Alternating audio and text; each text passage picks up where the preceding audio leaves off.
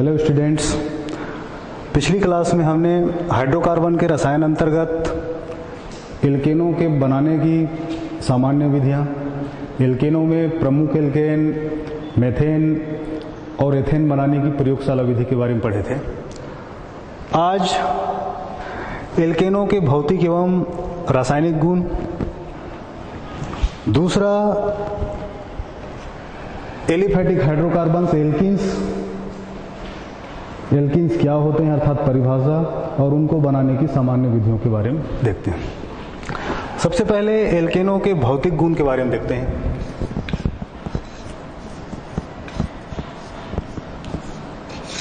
एल्केनों के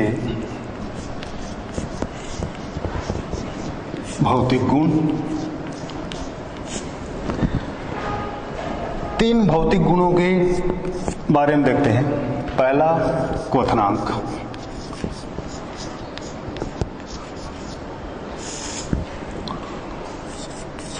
दूसरा गलनांक,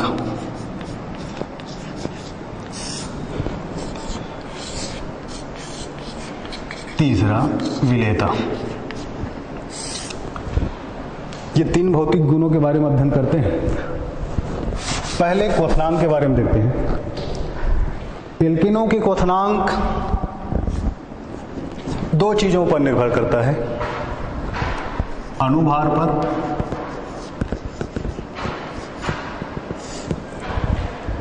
एवं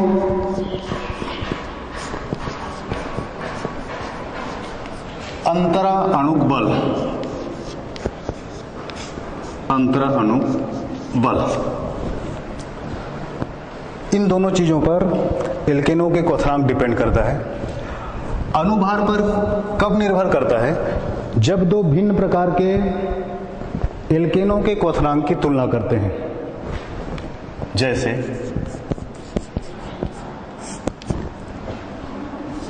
इथेन,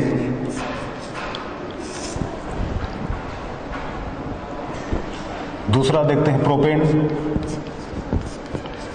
या और कोई भी दो भिन्न भिन्न प्रकार के एल्केनों के क्वथनांक की तुलना कर सकते हैं। एथेन, अणुसूत्र हम जानते हैं एथेन का C2H6, प्रोपेन C3H8।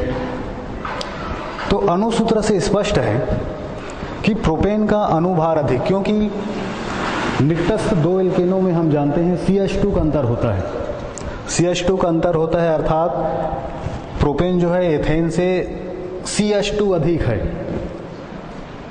CH2 अधिक है अर्थात इनका द्रव्यमान इनसे इतना, कार्बन का द्रव्यमान हम जानते हैं, एक कार्बन परमाणु का द्रव्यमान 12, एक हाइड्रोजन का द्रव्यमान होता है 1, 2 हाइड्रोजन होने पर 2, या फिर इन्हीं के द्रव्यमान को देख लेते हैं। 2 कार्बन या अणुभार,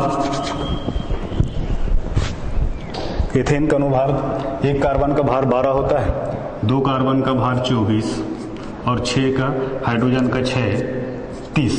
C2H6 का अणुभार होता है 30।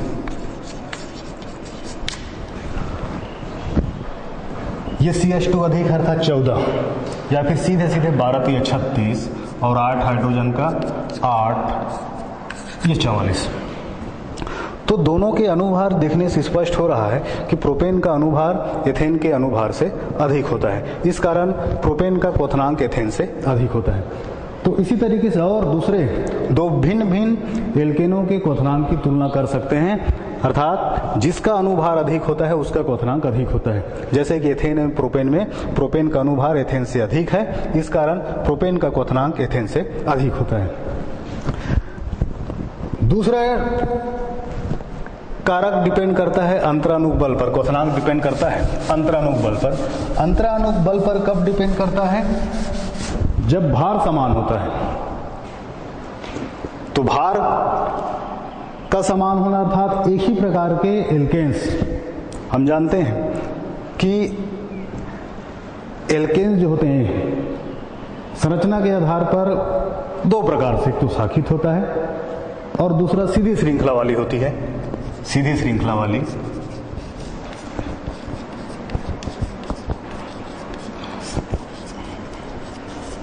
जिसको हम नॉर्मल एल्केन कहते हैं, और साखित श्रृंखला वाली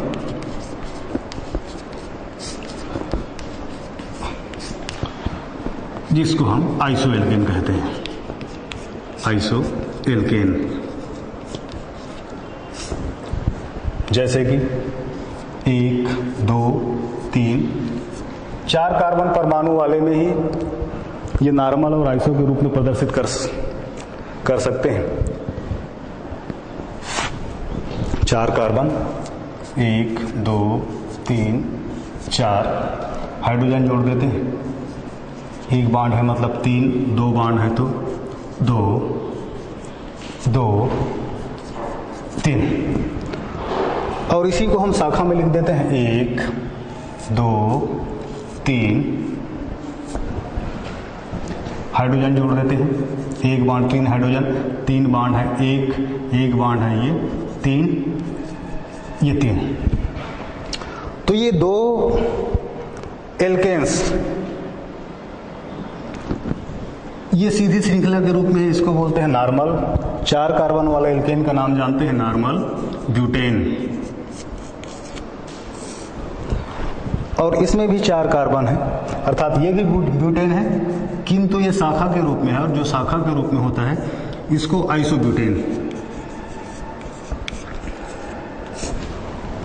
दोनों का अनुभार समान है, C4H10, दोनों का C4H10, ये भी C4H10, अनुभार समान है, अर्थात कितना 12 चौके 48 और 10 हाइड्रोजन का 10, ये 58, दोनों का अनुभार 58 है। किंतु दोनों की संरचना में भिन्नता है, और जब एक ही प्रकार के एल्केन्स की संरचना में भिन्नता होती है तो उन एल्केनों के क्वथनांक का निर्धारण अंतराणु बल के आधार पर किया जाता है। नॉर्मल ब्यूटेन या सीधी श्रृंखला वाली एल्केन, अधिकतर कई बार परीक्षा में नॉर्मल एल्केन एवं आइसो एल्केन्स में किसका क्वथनांक अधिक होगा और क्यों होगा, यदि ये पूछा जाता है तो इसका निर्धारण हम अंतराणु बल के आधार पर करेंगे। कैसे करेंगे? सीधी श्रृंखला वाले एल्केन का आकार बड़ा होता है, आकार बड़ा होने के कारण पृष्ठ क्षेत्रफल अधिक होता है, पृष्ठ क्षेत्रफल अधिक होने के कारण अंतराणु बल अधिक होता है, इस कारण इसका क्वथनांक अधिक होता है।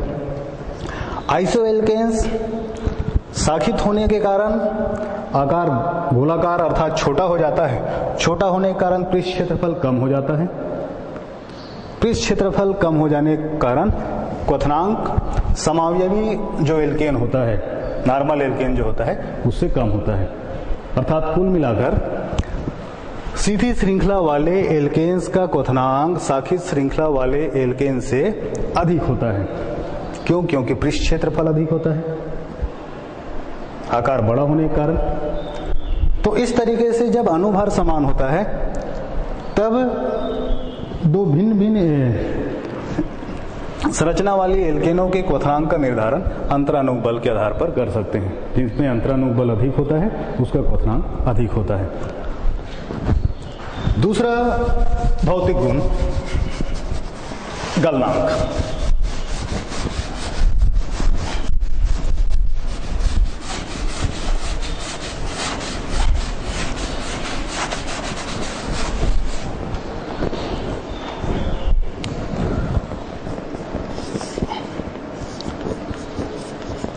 गलनांक, एल्केनों के गलनांक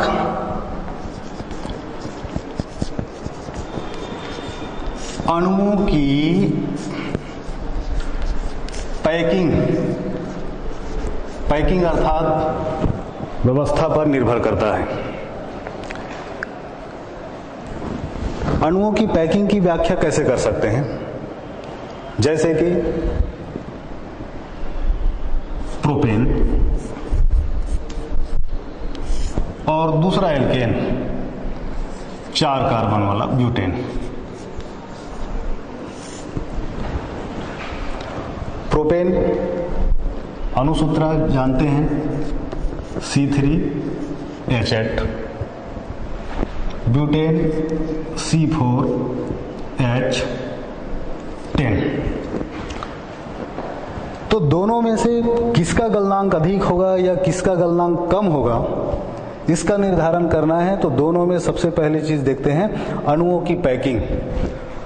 अणुओं की पैकिंग अर्थात जिसमें अणुओं की पैकिंग अधिक सघन होगी उनका गलनांक अधिक होगा। अणुओं की पैकिंग का निर्धारण कैसे करते हैं? इनकी संरचना से। प्रोपेन की संरचना 1 कार्बन, 2 कार्बन, 3 कार्बन। इसमें 1, 2, 3, 4।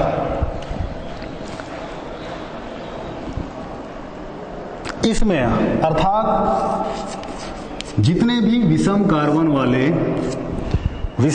वाले एल्केन होते हैं और जितने भी सम कार्बन वाले एल्केन होते हैं, इनमें अणुओं की व्यवस्था देखते हैं। तो जितने भी विषम कार्बन वाले एल्केन जो होते हैं उनमें सिरों पर स्थित कार्बन परमाणु एक ही ओर स्थित होते हैं, जबकि सम कार्बन परमाणु वाले एल्केनों में सिरों पर स्थित कार्बन परमाणु विपरीत सिरों पर स्थित होते हैं। इस कारण विपरीत सिरों पर स्थित होने के कारण इसमें पैकिंग जो है अत्यधिक सघन होती है।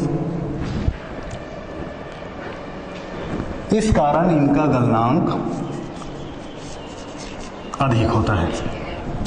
हालांकि इन दोनों की तुलना करते हैं तो पहला चीज तो यहां पर ये स्पष्ट दिखाई दे रहा है, दोनों का गलनांक, इसका अनुभार अधिक है। जब पैकिंग देखते हैं तो पैकिंग के आधार पर ये ब्यूटेन का गलनांक अधिक हो रहा है। पेंटेन के साथ तुलना करते हैं ब्यूटेन का। Pentane 5 carbon 1, 2, 3, 4, 5। इसमें भी एक ही ओर स्थित होते हैं। एक ही ओर स्थित होने के कारण इसमें अणुओं की पैकिंग जो है ये अधिक सघन नहीं हो पाती। इस कारण इनका गलनांक कम होता है। इन दोनों की तुलना करते हैं, ब्यूटेन का गलनांक अधिक होता है पेंटेन से। तो इस प्रकार से हम एल्केनों के गलनांक की तुलना, किन्हीं भी दो एल्केनों की गलनांक की तुलना कर सकते हैं। जिसमें अणुओं की पैकिंग अधिक सघन होती है उनका गलनांक अधिक होता है। और अणुओं की पैकिंग अधिक सघन कहां पर होती है? सम कार्बन परमाणु वाले एल्केनों में। क्यों होती है? क्योंकि इसमें सिरों पर स्थित कार्बन परमाणु विपरीत होने के कारण अणुओं की पैकिंग इसमें सघन होती है। इस कारण इनका गलनांक निकटस्थ जो एल्केन होंगे उनसे अधिक होता है। तीसरा गुण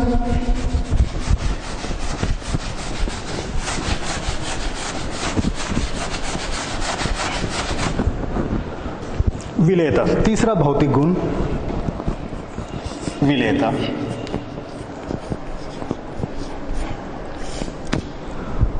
तो किसी भी पदार्थ की विलेयता के लिए एक नियम है, जानते हैं, समान समान को घोलता है।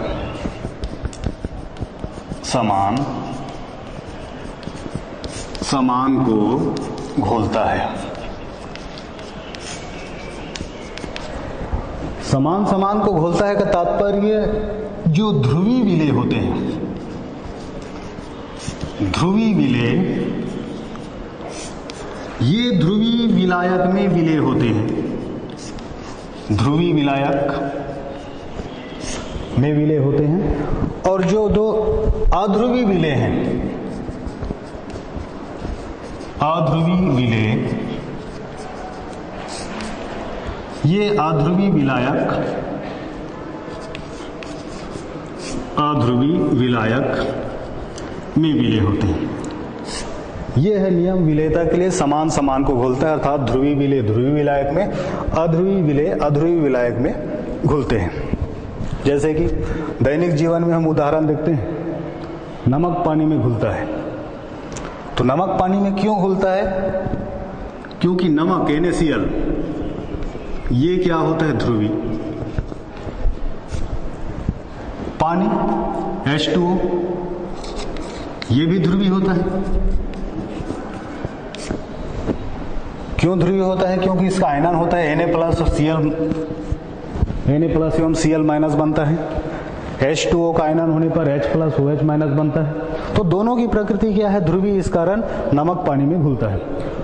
दूसरी ओर ये देखते हैं, शक्कर पानी में घुलता है, जबकि शक्कर अध्रुवी होता है और पानी ध्रुवी होता है। जबकि यहां पर हम नियम देखते हैं समान समान को घुलता है। तो शक्कर पानी में घुलता है, उसके लिए ये नियम लागू नहीं होता है। उसके लिए विलायकन ऊर्जा, शक्कर की विलेयता को प्रभावित करता है विलायकन ऊर्जा। क्यों शक्कर पानी में घुलता है? क्योंकि शक्कर को पानी में विलय करने पर जो ऊर्जा उत्पन्न होती है, विलायकन ऊर्जा जिसको बोलते हैं, विलायकन ऊर्जा शक्कर की जालक ऊर्जा से अधिक होती है। ये दूसरा कारक है विलायकन ऊर्जा, तो उस पर डिपेंड करता है। यहां पर हम पढ़ रहे हैं एल्केनों की विलेयता। चूंकि एल्केनों का ध्रुवण नहीं होता, एल्केनों का ध्रुवण नहीं होता, अर्थात एल्केन्स अध्रुवी विलेय हैं। अध्रुवी विलेय होने के कारण ये ध्रुवी विलायक जैसे कि जल में विलय नहीं होंगे। किसी भी एल्केन को जल में विलय करोगे तो जल में नहीं घुलेगा कोई भी एल्केन। जबकि अध्रुवी विलायक अर्थात एल्केन जल में अविलेय होते हैं। क्यों अविलेय होते हैं? क्योंकि ये अध्रुवी होते हैं।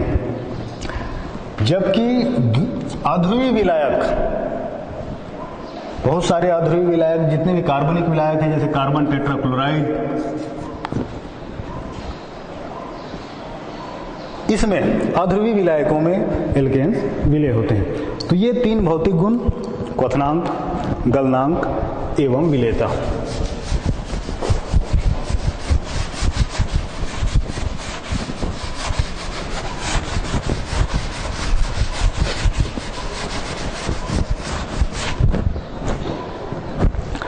अब इसके बाद एल्केनों के रासायनिक गुण।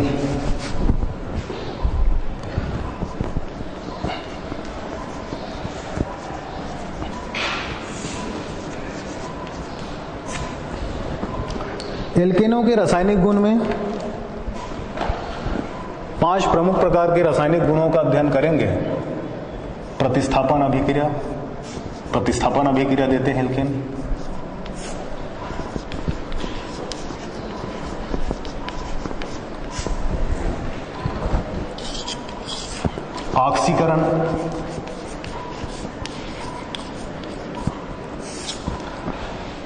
ऑक्सीकरण अभिक्रिया,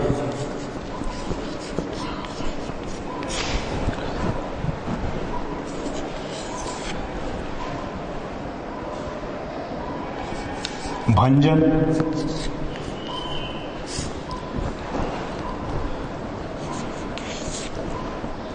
समावयवीकरण,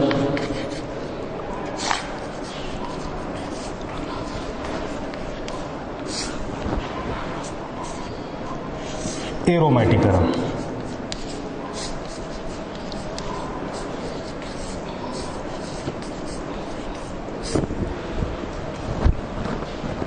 तो एल्केनों के रासायनिक गुण में ये 5 रासायनिक गुणों के बारे में पढ़ेंगे। पहला रासायनिक गुण प्रतिस्थापन अभिक्रिया।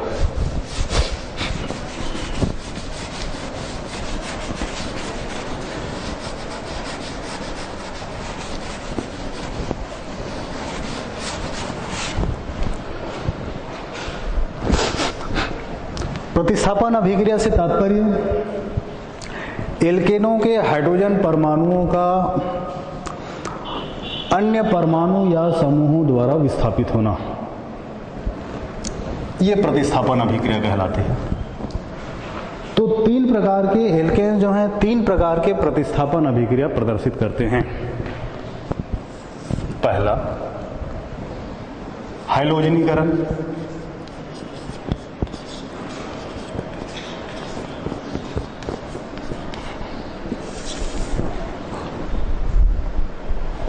दूसरा नाइट्रीकरण,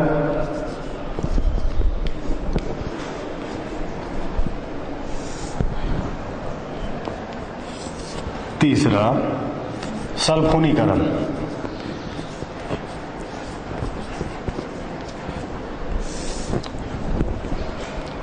तीन प्रकार की प्रतिस्थापन अभिक्रिया शो करते हैं एल्केन्स। पहला हैलोजनीकरण। क्या होता है हैलोजनीकरण? एल्केनों के हाइड्रोजन परमाणुओं का, इन दोनों का अध्ययन बाद में करेंगे, बारी बारी। सबसे पहले हैलोजनीकरण। एल्केनों के हाइड्रोजन परमाणुओं का हैलोजन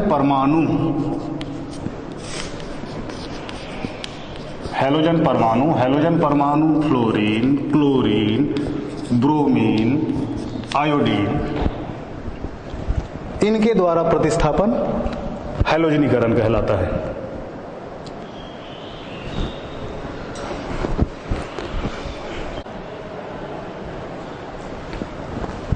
तो एल्केनों के हैलोजनीकरण अभिक्रिया अर्थात एल्केनों के हाइड्रोजन परमाणुओं का हैलोजन परमाणु अर्थात फ्लोरीन, क्लोरीन, ब्रोमीन, आयोडीन द्वारा प्रतिस्थापन हैलोजनीकरण कहलाता है। अर्थात एल्केन चार प्रकार के हैलोजनीकरण अभिक्रिया देते हैं। फ्लोरीन द्वारा प्रतिस्थापन फ्लोरीनीकरण, क्लोरीन द्वारा प्रतिस्थापन क्लोरीनीकरण, ब्रोमीन द्वारा प्रतिस्थापन ब्रोमीनीकरण, आयोडीन द्वारा प्रतिस्थापन आयोडीनीकरण। चूंकि इनमें सबसे अधिक सक्रियता जो है होती है क्लोरीन परमाणुओं द्वारा, बहुत अधिक सरलता से ये प्रतिस्थापित होते हैं हाइड्रोजन परमाणु। तो सबसे पहले एल्केनों के हैलोजनीकरण अर्थात चार प्रकार के हैलोजनीकरण अभिक्रिया। क्लोरीनीकरण,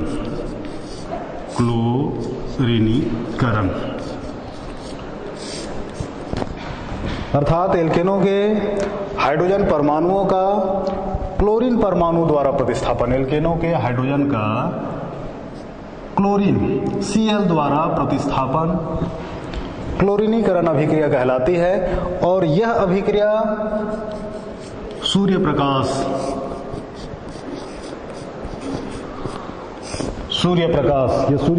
में जो एनर्जी होती है उसको हम शो करते हैं hν से, एवं उच्च ताप या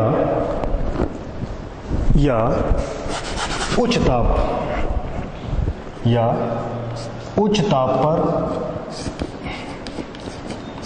संपन्न होती है। जैसे कि समीकरण देखते हैं, मेथेन CH4, मेथेन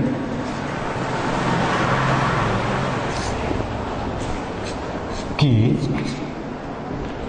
क्लोरीनीकरण कराते हैं अर्थात क्लोरीन से अभिक्रिया कराते हैं सूर्य प्रकाश की उपस्थिति में, तो विभिन्न प्रकार के उत्पाद बनते हैं। सबसे पहले एक हाइड्रोजन परमाणु का प्रतिस्थापन होता है।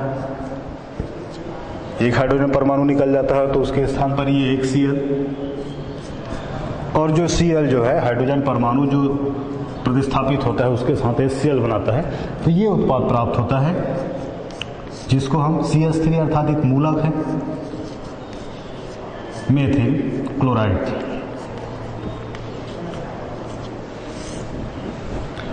पुनः मेथिल क्लोराइड CH3Cl की प्रतिस्थापन अभिक्रिया होती है तो दूसरा हाइड्रोजन परमाणु निकल जाता है अर्थात CH2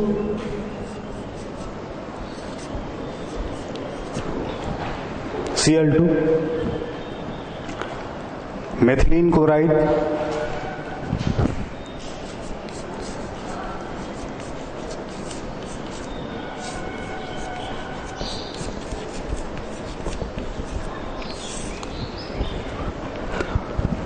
उसी प्रकार से मेथिलीन क्लोराइड का क्लोरीनीकरण होने पर एक हाइड्रोजन परमाणु और निकल जाता है।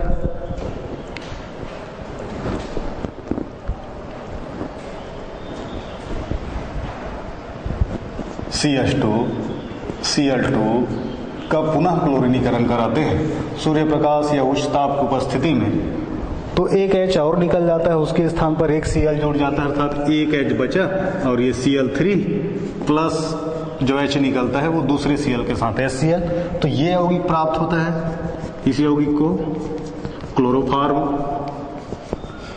क्लोरोफॉर्म कहते हैं। इसी प्रकार से पुनः क्लोरोफॉर्म का क्लोरीनीकरण करा देते हैं, तो ये H भी निकल जाता है और उसके स्थान पर क्लोरीन जुड़ेगा तो CCl4 अर्थात कार्बन टेट्राक्लोराइड बनता है। तो इस प्रकार से मेथेन का क्लोरीनीकरण करने पर चारों हाइड्रोजन परमाणु जो हैं क्लोरीन परमाणु द्वारा प्रतिस्थापित हो जाते हैं और 4 प्रकार के उत्पाद बनते हैं। मेथिल क्लोराइड बना सकते हैं, मेथिलीन क्लोराइड बना सकते हैं, क्लोरोफॉर्म और कार्बन टेट्राक्लोराइड। दूसरा हैलोजनीकरण अभिक्रिया ब्रोमीनीकरण।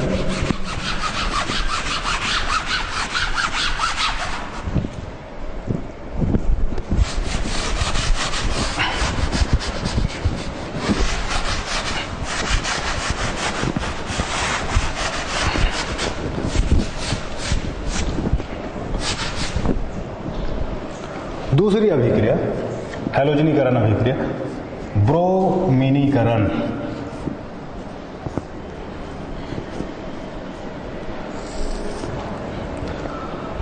ब्रोमीनीकरण से तात्पर्य एल्केन के हाइड्रोजन परमाणु का ब्रोमीन परमाणु द्वारा प्रतिस्थापन। तो यह अभिक्रिया भी क्लोरीनीकरण के समान होती है। सूर्य प्रकाश की उपस्थिति में उच्च ताप पर किसी भी एल्केन के हाइड्रोजन परमाणु का ब्रोमीन परमाणु द्वारा प्रतिस्थापन कर देते हैं, तो ब्रोमीनीकरण अभिक्रिया कहलाती है। क्लोरीनीकरण के समान यह अभिक्रिया संपन्न होती है। आयोडीनीकरण।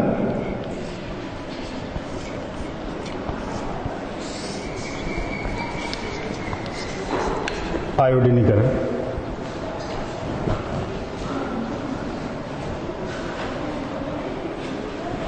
एल्केन के हाइड्रोजन परमाणु का आयोडीन परमाणु द्वारा प्रतिस्थापन, जैसे कि CH4। आयोडीनीकरण कराने के लिए एल्केन की अभिक्रिया आयोडीन से कराते हैं।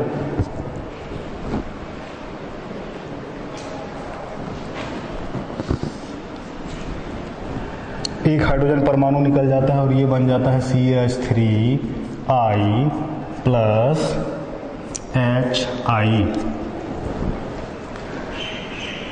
किंतु यह अभिक्रिया उत्क्रमणीय होती है। वापस जो CH3I बनता है HI के साथ क्रिया करके यह अभिक्रिया को उत्क्रमणीय बना देता है। इस कारण अभी जैसे कि क्लोरीनीकरण और ब्रोमीनीकरण पढ़े, ये सूर्य प्रकाश की उपस्थिति में या उच्च ताप पर संपन्न होती है। आयोडीनीकरण अभिक्रिया किसी आक्सीकारक की उपस्थिति में संपन्न होती है। क्यों आक्सीकारक की उपस्थिति में संपन्न होती है? जैसे कि एक आक्सीकारक ले लेते हैं HiO3। क्यों आक्सीकारक की उपस्थिति में संपन्न होती है? क्योंकि जो आक्सीकारक जैसे कि आयोडिक अम्ल, इस आक्सीकारक का नाम आयोडिक अम्ल, क्योंकि आक्सीकारक जो है अभिक्रिया में बना जो HI है, HI इनके साथ क्रिया करके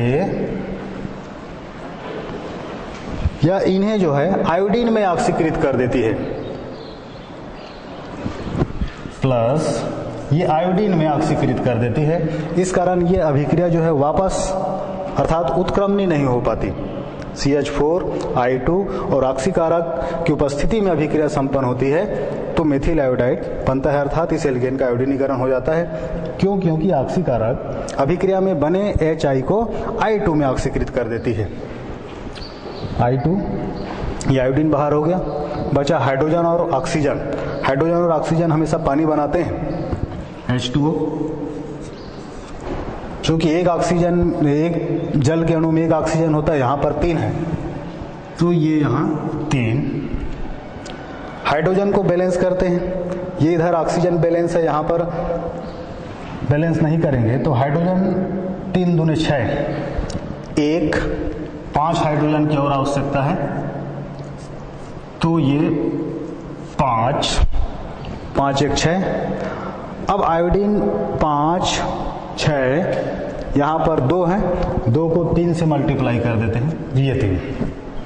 तो यह एल्केन की ऑक्सीकरण अभिक्रिया, अर्थात एल्केन के ऑक्सीकरण किसी ऑक्सीकारक की उपस्थिति में संपन्न कराते हैं। क्यों संपन्न कराते हैं? क्योंकि एल्केन के आयोडीनीकरण होने पर अभिक्रिया में बना HiCH3I से क्रिया करके अभिक्रिया को उत्क्रमणी बना देता है, पुनः अभिक्रिया, अर्थात ये दोनों क्रिया करके फिर ये बना लेंगे, एल्केन ही बन जाएगा वापस।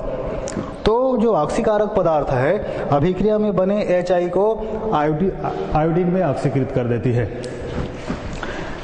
चौथा हैलोजनीकरण अभिक्रिया फ्लोरीनीकरण।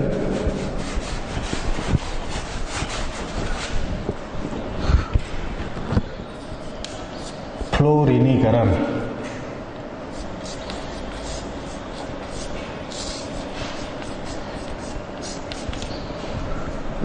चूंकि फ्लोरीन की तीव्रता अधिक होती है, सक्रियता अधिक होती है, इस कारण एल्केनों का डायरेक्ट फ्लोरीनीकरण नहीं होता, अर्थात एल्केन की F2 से डायरेक्ट क्रिया नहीं होती।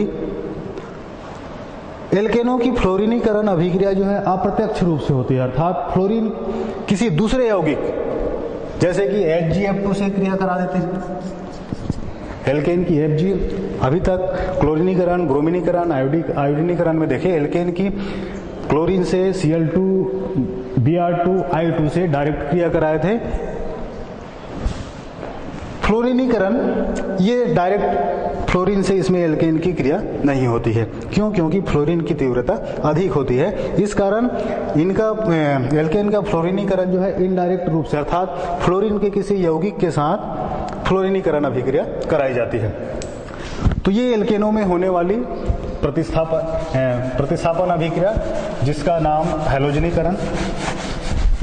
दूसरा प्रतिस्थापन अभिक्रिया नाइट्रीकरण।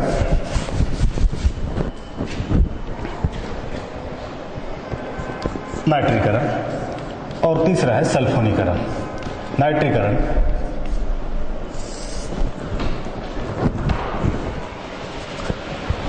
नाइट्रीकरण से तात्पर्य, एल्केनों के नाइट्रीकरण से तात्पर्य एल्केनों के हाइड्रोजन परमाणु का NO2 समूह द्वारा प्रतिस्थापन। एल्केनों के हाइड्रोजन को हटा देते हैं और उसके स्थान पर NO2 लिख देते हैं, तो यह अभिक्रिया कहलाती है नाइट्रीकरण। एल्केनों के हाइड्रोजन परमाणु का NO2 समूह द्वारा प्रतिस्थापन नाइट्रीकरण अभिक्रिया कहलाती है। इस अभिक्रिया के लिए NO2 कहां से प्राप्त होता है? नाइट्रिक एसिड से, सांद्र नाइट्रिक एसिड, ये नाइट्रिक अम्ल, नाइट्रिक अम्ल इससे प्राप्त होती है। इस कारण एल्केनों की नाइट्रीकरण अभिक्रिया करने के लिए एल्केनों की सांद्र नाइट्रिक अम्ल से अभिक्रिया कराते हैं, जैसे कि, लेकिन नाइट्रीकरण अभिक्रिया जो है उच्च एल्केन, कार्बन परमाणु 6 से अधिक, निम्नतर एल्केन जो है नाइट्रीकरण अभिक्रिया प्रदर्शित नहीं करते। 1, 2, 3, 4, 5 कार्बन परमाणु वाले जो एल्केन हैं उनमें नाइट्रीकरण अभिक्रिया नहीं होती। उच्च एल्केन अर्थात कार्बन परमाणु 6 से अधिक वाले नाइट्रो एल्केन ही नाइट्रीकरण अभिक्रिया प्रदर्शित करते हैं, जैसे कि 6 C6H14, इनकी अभिक्रिया नाइट्रिक अम्ल से, सांद्र नाइट्रिक अम्ल से कराई जाती है, के साथ गर्म करते हैं। अभिक्रिया कराने के लिए हमेशा गर्म किया जाता है। तो यहां से हाइड्रोजन परमाणु निकल जाता है। इस एल्केन का नाम 6 कार्बन परमाणु वाले एल्केन हेक्सेन। एक हाइड्रोजन परमाणु निकल जाता है तो ये C6H13, एक H निकला, उसके स्थान पर NO2 जुड़ जाता है, NO2, एक ऑक्सीजन बचा यहाँ, एक ऑक्सीजन, ये हाइड्रोजन और यहाँ से जो हाइड्रोजन निकलता था 2 हाइड्रोजन और 1 ऑक्सीजन, ये H2O के रूप में पृथक हो जाता है। तो इस प्रकार से बना यौगिक ये कहलाता है नाइट्रो हेक्सेन।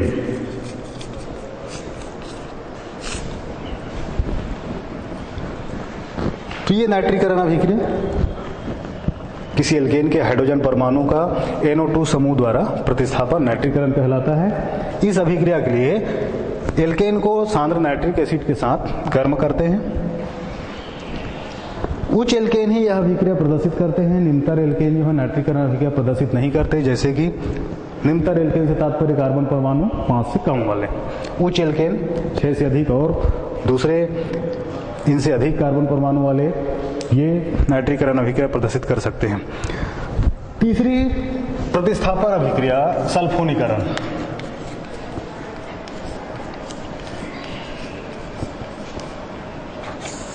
सल्फोनीकरण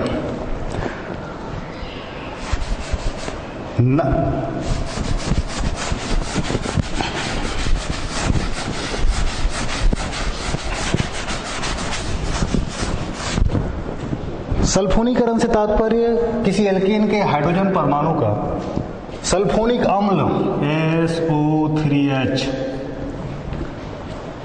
ये है सल्फोनिक अम्ल।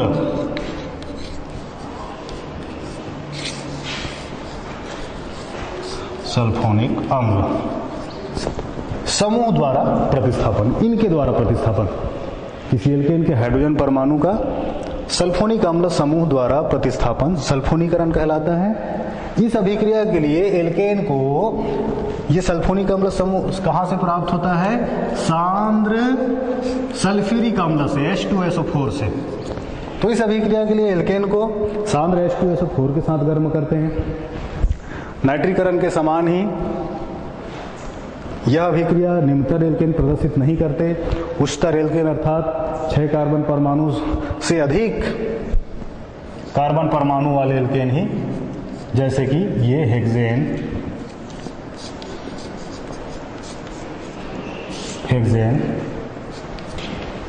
प्लस सांद्र सल्फ्यूरिक अम्ल H2SO4 के साथ गर्म करते हैं।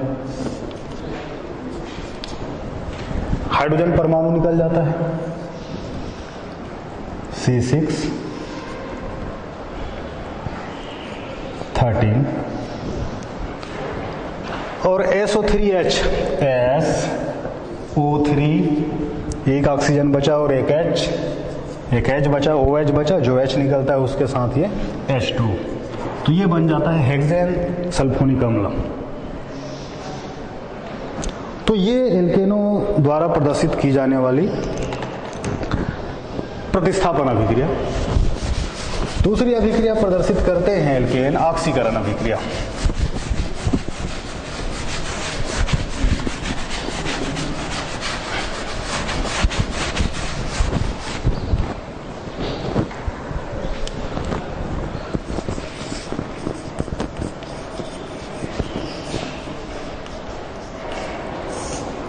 ऑक्सीकरण अभिक्रिया। एल्केन 4 प्रकार की ऑक्सीकरण अभिक्रिया प्रदर्शित करते हैं। पूर्ण ऑक्सीकरण, यह ऑक्सीकरण अभिक्रिया जो होती है इसी को दहन भी कहते हैं। दहन, पूर्ण ऑक्सीकरण या पूर्ण दहन।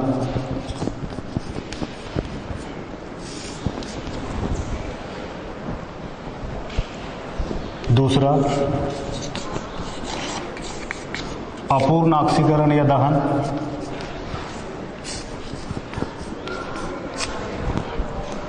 तीसरा रासायनिक ऑक्सीकरण।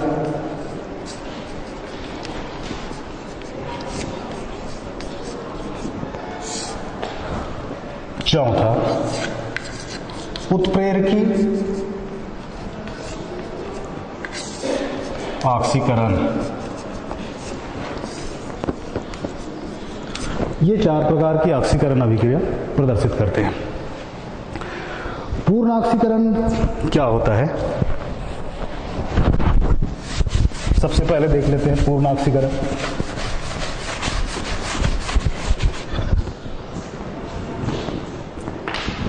एल्केनों का वायु या ऑक्सीजन की अधिकता में जलना, वायु या ऑक्सीजन की अधिकता में जलना पूर्ण ऑक्सीकरण या पूर्ण दहन कहलाता है। इसके फलस्वरूप कार्बन डाइऑक्साइड, पानी बनता है और अत्यधिक मात्रा में ऊष्मा उत्पन्न होती है। इसी कारण इसका उपयोग जो है ईंधन के रूप में, जो ऊष्मा जैसे कि एलपीजी में हाइड्रोकार्बन्स होते हैं जिनका उपयोग खाना पकाने के लिए किया जाता है, समीकरण के रूप में देख लेते हैं CH4 मीथेन, इनको वायु की अधिकता में जलाते हैं तो पूर्ण दहन होता है, कार्बन डाइऑक्साइड और पानी बनता है और ऊष्मा निकलती है। इस अभिक्रिया को बैलेंस करेंगे, एक कार्बन है, कार्बन एक है, हाइड्रोजन 4, यहाँ पर हाइड्रोजन 2 है, 2 से गुना कर देते हैं 4, ऑक्सीजन 2, 2 4, यहाँ पर 2 है, 2 से गुना कर देते हैं। तो इसी तरीके से और दूसरे जो एल्केन्स हैं उनको यदि वायु या ऑक्सीजन की अधिकता में जलाते हैं तो उनका पूर्ण दहन होता है, जिसके फलस्वरूप कार्बन डाइऑक्साइड, पानी बनता है और ऊष्मा निकलती है। सेकंड, अपूर्ण दहन या ऑक्सीकरण। एल्केनों के वायु या ऑक्सीजन की सीमित मात्रा में जलना, अधिक मात्रा में जलने से पूर्ण ऑक्सीकरण होता है। वायु या ऑक्सीजन की सीमित मात्रा में जलना, इसके फलस्वरूप कार्बन मोनोऑक्साइड बनती है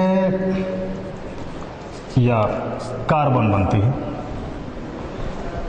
इसी कार्बन को कार्बन ब्लैक के नाम से जाना जाता है। कार्बन ब्लैक, जिसका उपयोग छापने वाली स्याही बनाने में किया जाता है या काला रंग बनाने में किया जाता है। कार्बन ब्लैक का उपयोग समीकरण के रूप में देखते हैं CH4। अपूर्ण दहन, कम मात्रा में ऑक्सीजन है।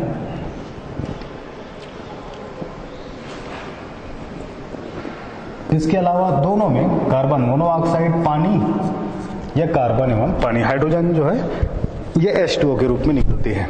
ये अपूर्ण दहन होता है। अपूर्ण दहन तो कार्बन मोनोऑक्साइड एवं पानी या कार्बन एवं पानी,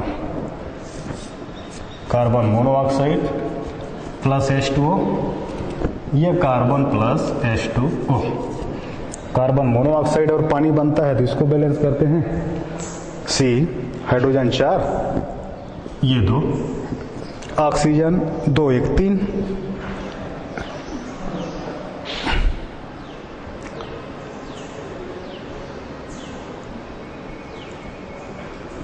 तीन, दो का गुना, ये 1.5 से गुना करते हैं तो 3। कार्बन एवं H2O बनता है तो उस स्थिति में इसको बैलेंस करेंगे। यह अभिक्रिया होने पर carbon, hydrogen, oxygen, 4 hydrogen 2, oxygen 2, ये कार्बन ब्लैक बनता है। तो इस प्रकार से ये एल्केनों के दूसरी रासायनिक अभिक्रिया, ऑक्सीकरण अभिक्रिया, जो 4 प्रकार के होते हैं, जिनमें से पहला पूर्ण ऑक्सीकरण या पूर्ण दहन, अपूर्ण ऑक्सीकरण या पूर्ण दहन, उत्प्रेरकी ऑक्सीकरण होता है, रासायनिक ऑक्सीकरण होता है। तो इसके अगले कालखंड में 2 और ऑक्सीकरण अभिक्रिया, उत्प्रेरकी ऑक्सीकरण अभिक्रिया किस प्रकार से होती है, रासायनिक ऑक्सीकरण किस प्रकार से होती है, फिर एल्केनों के और बाकी जो रासायनिक गुण हैं, भंजन का गुण पाया जाता है, एरोमेटीकरण, समावयवीकरण, इसके बारे में अध्ययन करेंगे। धन्यवाद।